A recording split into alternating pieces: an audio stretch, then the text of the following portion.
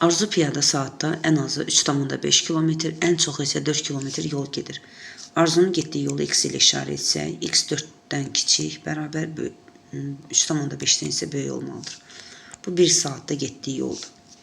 Arzunun 150 dəqiqə ərzində qət etdiyi məsafəni 150 dəqiqəni bölsək 60-a, 1 saatımız 60 dəqiqə olduğu üçün bölək 60-a, görək 150 dəqiqə neçə saat eləyir? 2,5 saat eləyir.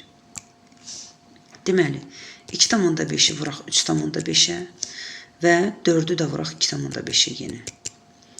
Birinci, 3,5-i 2,5-ə vursaq 8,75, 4-ə vursaq isə 10 tam alarıq. Mən verilən cavablar 8,75-dən böyük, 10-dan isə kiçik olmalıdır. Bu isə baxırıq variantlara. 11,5 10-dan böyükdür, 10,2 də 10-dan böyükdür, 7,6 və 8,7 isə 8,75-dən daha kiçikdir. Yəni, x-i 2,5-ə vuranda 10-dan kiçik, lakin 8,75-dən böyük olmalıydı. Yəni, Arzunun 2,5 saatda getdiyi məsafə.